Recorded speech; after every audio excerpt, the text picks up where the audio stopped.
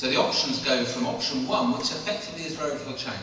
And in option 1, you're looking at a scenario whereby there would be relatively small service changes which would be related to very specific issues of requiring a greater critical mass. So it's about sharing rotas, that sort of thing. Option 2 then begins to move significant services away from the Ealing site. And the option 2 is predominantly around acute surgery, which is one of our more vulnerable areas I mentioned before.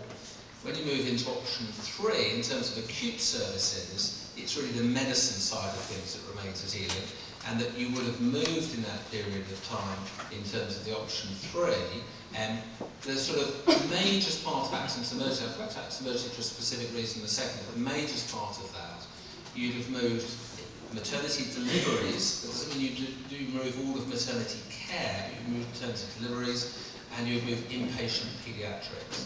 And in option 4, which is the one that most people worry about the most, effectively the hospital wouldn't be there as we would recognise a district general hospital at the moment, but would be a facility that still did lots and lots of healthcare, outpatients, diagnostics, therapeutic work, and urgent care, but would not do significant amounts of inpatient work.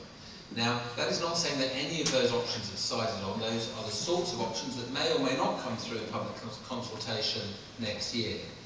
When you then evaluate those options, as we had to do, on a number of criteria, but particularly around money, and particularly around, do those options deal with some of the quality issues we mentioned before around do you have a right critical mass of stuff, then that does come to a thing that if you score on that basis, and you look on that basis, the more radical options appear more attractive.